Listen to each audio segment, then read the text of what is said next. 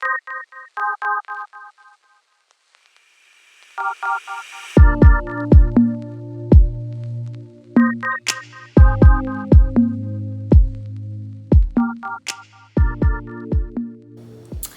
everybody, welcome back to my channel. My name is Melita, if you do not know that already, and I'm here with a highly requested video. Lots of my family and friends want to know what is influencing my decision to leave my job as a flight attendant, and I'm here to tell you why.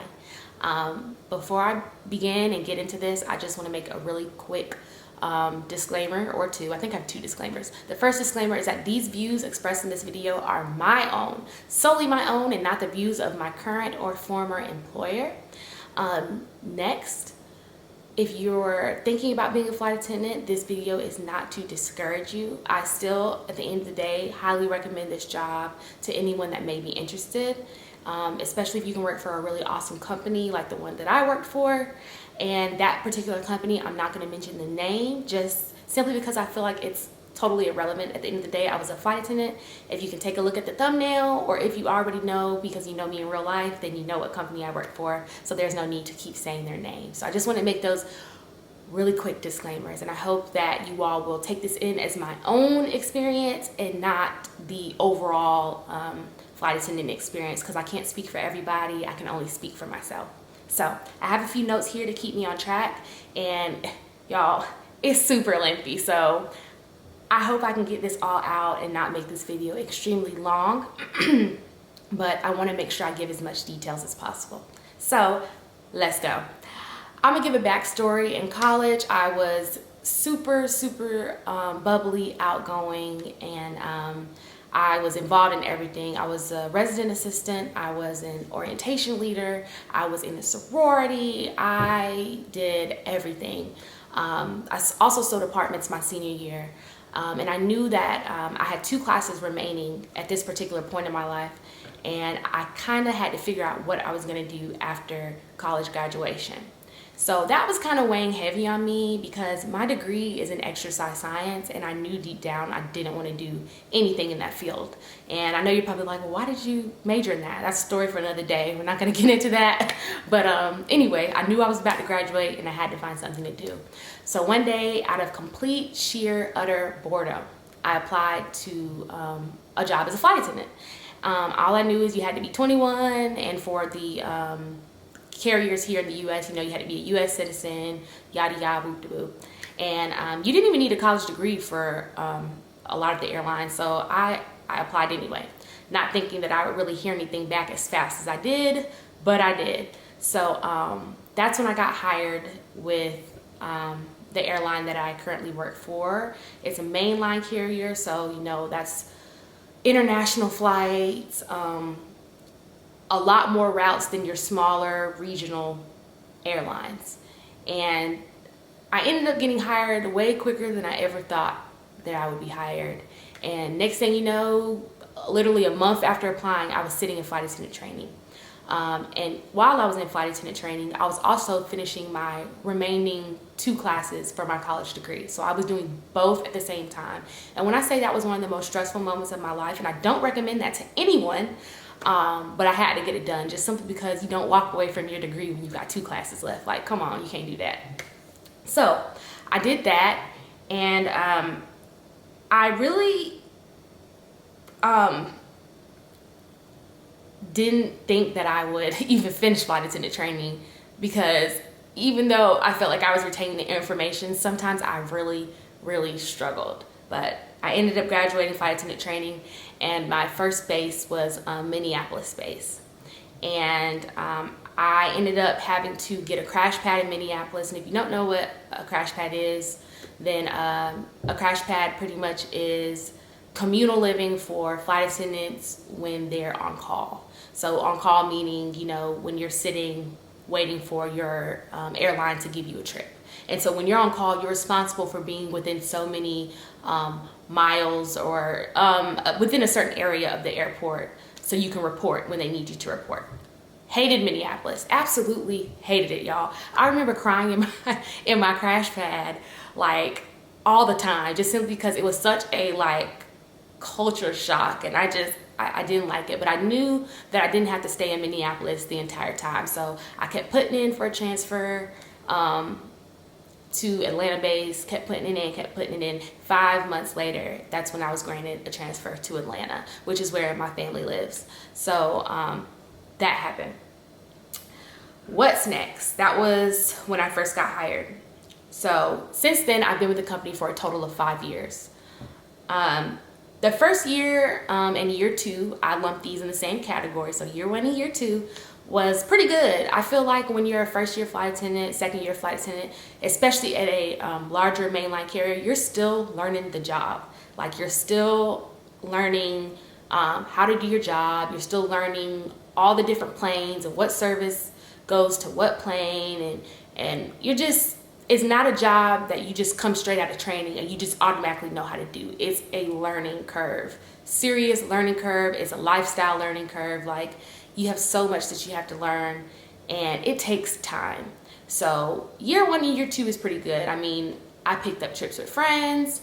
I took leisure trips. Like, my one of my good friends, she graduated college, and we took a trip to Jamaica, and that was really cool. And at that time I was also single, and I was just able to do whatever I wanted to when I wanted to do it, and it was awesome.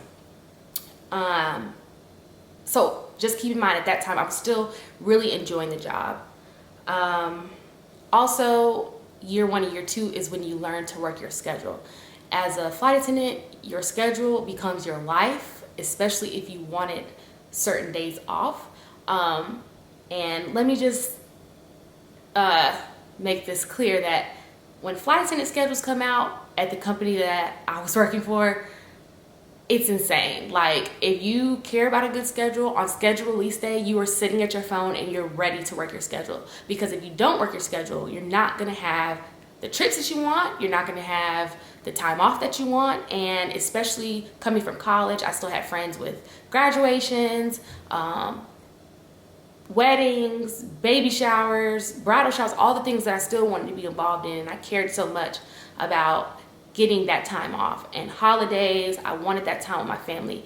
And as a new hire flight attendant, you can't even expect to have that time off, but I fought for that off just simply because I knew I still wanted to have a life outside of flying. Because really and truly, your first and second year, you don't have much of a life, because you get a packed schedule and you don't have much control over your schedule unless you really work at it. So I was one of the ones that really worked at my schedule.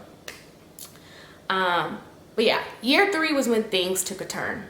And in February of 2018, I had this incident with the passenger that I felt was not handled properly. Without going into too many details about that whole story, because that's a lot. Long story short, the lady decided she wanted to put her hands on me. And when I say put her hands on me, she decided she wanted to push me out of her way so she could go to her seat. And just to put things into context, I was the flight leader on this flight, and I had a flight attendant up at the front helping me with this particular flight. And the assistant flight attendant, she told the lady, hey, if you could just wait right here 1 second, she has a few orders that she needs to take. So as a flight leader, you're responsible for taking pre-departure orders for your first class cabin. So normally we have the passengers wait at the boarding door, so that way, they're not trying to board and you're trying to take orders at the same time. It gets to be very congested, and it's just easier if they just hold off and wait for a second. Well, this lady decided she didn't want to wait, so she thought it would be a great idea to just push me out the way. And when I say push me, I mean push me, like with her 2 hands, push me out the way, to the point where the people in first class were like, oh my God, are you okay, ma'am? Are you okay? And I was shook. And I mean, shook. Like, I know this lady did not just put her hands on me. Like, I know she didn't. And so I'm like shaking. Like, I'm so pissed off. But I like bring myself back down, and I'm like, you know what? Let me make sure something didn't happen to her before she got on this plane. Maybe the gate agent pissed her off. Maybe her previous flight was delayed. Maybe something out of my control happened that I'm unaware of. So I approached this woman, and she took it from a 2 to a 10 when I asked her is there a reason why she decided to push me? She lost it. I'm not talking to you. I'm not doing this with you. Okay, ma'am, you ain't got to do this with me. You can talk to somebody else. But after it was all said and done, I didn't like the outcome. She was able to remain on the flight, and I thought that once she crossed the line of personal space, it's time for you to go. Like, you don't need to be on the plane. But unfortunately, she was able to stay. And so right then and there, if I could have walked away, I would have. Because I didn't sign up for this. When I left college, even in college, grade school, whatever, I've never had any physical altercations in my life. And I just felt like once you cross the line and you're into someone's personal space, you're wrong and you need to be handled accordingly. And I felt like she was not handled accordingly. And I'm gonna just leave it there. And I even met with my manager at the time about that. And even she said it wasn't handled properly. But at the end of the day, it was over with. So it's like, what can they do? What can I do? But that particular day, I was like, oh yeah, I'm about to be out. Like, and I was in no financial position to walk away that day. Like, I was so mad. I remember at the time texting, it was still my boyfriend in February of 2018. But I remember texting him saying like, I just want to walk away. Like, I can't do this. I didn't sign up for this. This is not, the job for me if I'm gonna have to deal with people like this. And he always had to bring me back down. And mind you, this is my now husband, but still, that was too much for me. What else? So yeah, I started to also recognize in year 3 that you barely got any recognition for anything that you do. Like, you get more passenger complaints and you hear about those than you do all the things that you go above and beyond for. And people aren't appreciative, and not being appreciated and not being recognized for things that you do, that starts to take a toll on you. And I just feel like, for a job like that, it's a very thankless job, and people don't realize that. All the thing people care about is, oh, I got this to going on, we're delayed, and I gotta go to my sister's, cousin's, brother's, mother's wedding. And it's like, if we're delayed, don't you think I'm upset because we're delayed? Because I also got somewhere to be. But people don't see it like that. So I just started to grow really tired of dealing with the general public. And I know everybody always says, well, all customer service jobs are thankless, and that's everywhere. And yeah, but you're not within hand's reach of these people a lot of the times. And it's a totally different vibe on an airplane. I'm telling you that right now.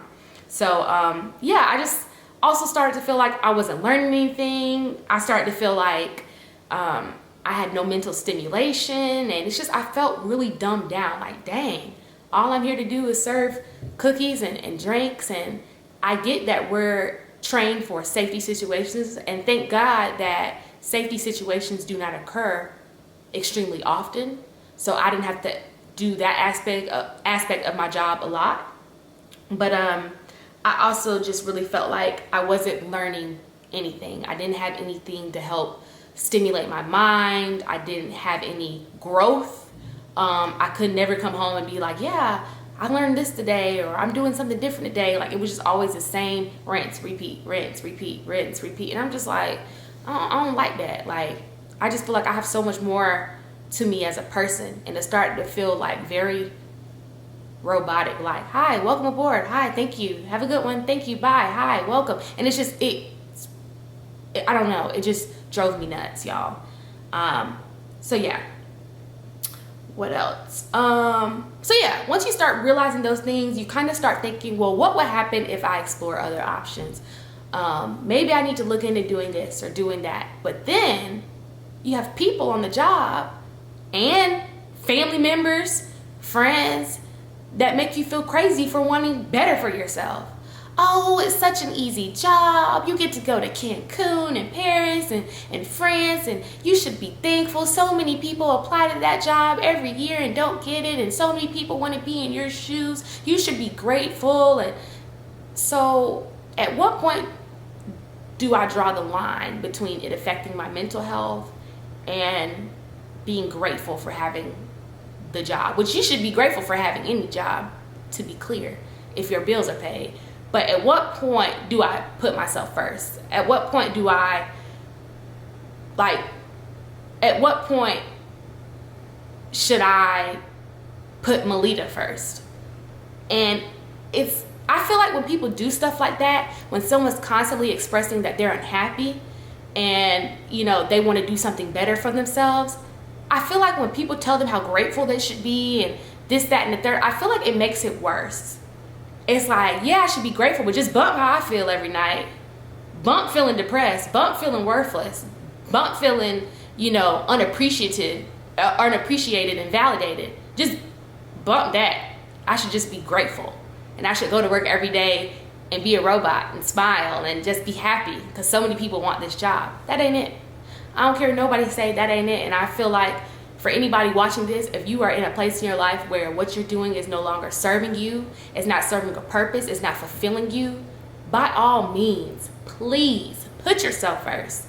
Put yourself first. Because I kind of wish I would have did it a long time ago, but that's another story for another day as well. I'm gonna keep it pushing. So yeah, year 4. This was just last year. I even tried applying to several positions outside of being a flight attendant, just to kind of give myself a break from flying. Like I just felt like I was mentally, physically, emotionally exhausted. I applied to like charter flight attendant positions, and charter flight attendants are like flight attendants who fly Atlanta Falcons, Georgia Bulldogs, stuff like that. I applied to management positions. What else did I apply for? The people that be on the safety demos, stuff like that, like anything. I just wanted a freaking break because I was so drained from this job. Physically, mentally, emotionally, like you guys have no idea. I would get off these trips and I would just be in the bed and I would just lay face down. Don't want to do anything, don't want to speak to anyone. I would even like text people and let them know like, hey, I just got off the trip. I'll talk to you in a few days. Like I cannot handle it. I'm exhausted. It's draining dealing with the general public. So I tried applying and I just felt like it was always the same people being selected. And at one point I was like, is it me? Like maybe I need to brush up on my interview skills. Maybe I need to, reevaluate the way that I'm going about things. And after so long, it ain't me. I'm sorry. Like I know how to interview. I know what I'm capable of doing. I know what I bring to the table as far as the skills that I have in this field. I was tired of being felt like I'm just being brushed to the side and y'all picking the same people for the same stuff. So I'm good. Like, I'm good. I don't want to have to keep going through this of getting an interview and being let down for other positions when I know that I deserve them just as much as the people that they're always selecting. So we know how that can be in some of these companies where the same people get to do the same things. So I'm just leave that there. But I didn't like that. And I would come home from these interviews, find out, okay, I'm not selected, and I just feel like worthless. Like clearly all I'm meant to do is serve Cokes and snacks with a smile. And my husband would be like, no, like, babe, you're worth more than that. I don't want you to feel this way. I really want you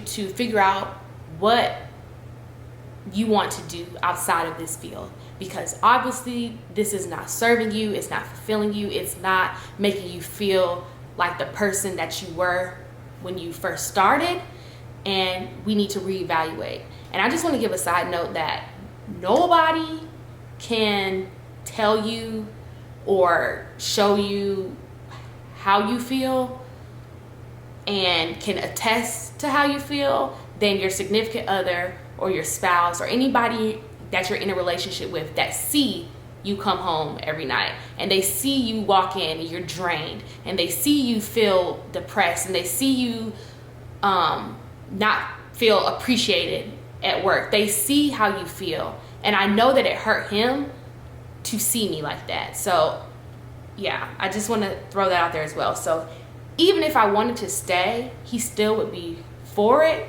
but he would also know that that's not the best thing for me. And he was just always encouraging me to find something else so I didn't have to feel like this. And when I say I have the most supportive husband, like I could go on for a whole nother video about how supportive he is and how supportive he's been through this. Me walking in 3 a.m. when I was supposed to be home at 10, he's seen it all. So he knows what I've gone through with this particular job. So yeah, eventually I started to realize that I'm trying to find everything in this job that's not there. And I need to start looking elsewhere for employment. And easier said than done, just simply because I'm like, what would I do? Like, I can't just up and leave when I got bills to pay. So now we're gonna jump in to year 5, which is current. The coronavirus happens. We all know the coronavirus. I feel like the airline industry and just people in general did not expect the coronavirus to come in and flip this world upside down this year the way it did. When the coronavirus first happened, I literally sat around thinking, okay, things will probably be better within a month or so, yada yada, whoop de whoop, no big deal. That didn't happen. My last flight was March 17th, and it ran directly into my 2-week vacation. So my last flight was March 17th. I had 2 weeks vacation back to back. And then next thing you know, my company started announcing leaves. And I was like, oh snap, things are getting real. So I ended up taking a leave for the next month, which was April. Took a leave, and I was like, you know what? I'm gonna wait for this to blow over. Well, I ended up taking the leave for April, May, June, and present month, July. And next thing you know, they started offering retirement packages and voluntary opt-out package. And obviously, I'm too young to retire, so I felt that it would be best to take a voluntary opt-out package. And the voluntary opt-out package just consists of like a cash severance pay type of situations, like a lump sum to kind of like help you on your way as you transition to whatever it is that you're going to do. I'll get flight benefits for around like 10 years, and I'll have like healthcare paid for a year. So all I knew is once they announced that package, I knew that I would have to find another job before those decisions are due. And so once they announced that package, I started applying like crazy. I mean, when I say I would wake up every day, Monday through Friday, I was on LinkedIn and Indeed every single day, applying and applying and applying and applying and applying and applying and applying. Like, it got so crazy because I just like, you know what, I want out. If this is a means for me to leave and I can get some benefits on my way out, I'm out. So I ended up getting hired, and I actually start my new job July 13th. Today is July 7th. So yeah, start my new job July 13th. And I was just like, you know what? If there was any time to leave, the time is now. So I've been praying and asking God, like, please show me something, anything else that I can do besides this. And I really was like, well, maybe he doesn't think I'm grateful enough, and that's why I'm still stuck in this job. But all this lined up perfectly. I mean, it was like a nice freshly baked cake. Like, it was just perfect. The timing, everything. Now, on the flip side, coronavirus did ruin my bachelorette party, his bachelor party, my wedding, and all these other things. But as far as my career, this was literally perfect timing, because Lord knows I have been wanting to leave. And I feel like people don't understand unless they're in your shoes. Like, they just don't. No matter how many times you explain it to someone, you cannot put into words sometimes your mental exhaustion or frustration. You just can't.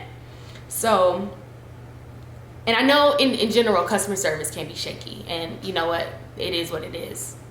That's just customer service, but that's a customer service job that I no longer want. So, will I miss anything? I will say just the people. I worked with some of the most amazing individuals I have ever met in my life, and I will miss working with those people. Flight attendants, we tend to form really close friendships very quickly because we spend a lot of time on the jump seat talking to each other about our life stories and stuff like that. So we become close quick, and we tend to stay in touch, especially on social media. So I would definitely miss those individuals so much. And just to think that I didn't get an opportunity to like arrange to fly with them before, because I mean, I didn't know I was leaving. And had I known March 17th would have been my last flight, I probably would have did things a little differently. But I mean, nobody knew the coronavirus was gonna take over the whole world like this. So yeah, I'll just miss the people. What won't I miss? I won't miss packing, being on call, getting 3 a.m. calls from crew scheduling just for them to tell me I gotta be to work at 6 a.m. And keep in mind, if I'm on call, my husband's also on call. So there have been plenty of times where we've been knocked out and 3 a.m. here comes crew scheduling. Hi, this is crew scheduling. We need you to take this flight to Toronto. And it's like 3 a.m. And not only that, but it's 3 a.m. and he also has to work in the morning. So now he's woken up. So I won't miss that at all, like at all. I won't miss working my schedule all the time, being so attached to fixing my schedule and perfecting my schedule, fighting for holidays and weekends off. Like it's gonna be so nice to just have a normal schedule again. But I will say that if you're looking for flexibility, the flight attendant job is very flexible. And like I said earlier in the video, that's when people work their schedule and get the days off that they want. Like if you want to work 3 days on and then you have like 3 or 4 days off, that's totally doable. So I guess you could say I will miss some of the flexibility, because working a 9 to 5 is totally different than working 3 on and having 3 off. So I will miss the flexibility, but I'm willing to give it up. That's perfectly fine. And last but not least, I just want to leave you all with this. Once outside opens back up for real, please be nice to your flight attendants. Like, I can't stress that enough. They're human. They go through a lot. It's a very thankless job. And when they tell you to do something, you should probably do it because it's for your safety. And it's for the safety of you and those around you. And, you know, just be nicer to people in customer service in general. Like, don't contribute to people feeling jaded, because I feel like that's exactly what I was. I just became super jaded and tainted, and now I just want nothing to do with it. So don't contribute to that. And if you're thinking about being a flight attendant, still at the end of this video, I fully support you. I encourage you, make it happen. It's definitely doable. But just be prepared for a major lifestyle change. But I still recommend it to anyone that's interested. And I hope this gave everyone a little insight as to why I'm leaving and why I'm super excited for this next journey. And thank you so much for watching, and see you on the next video.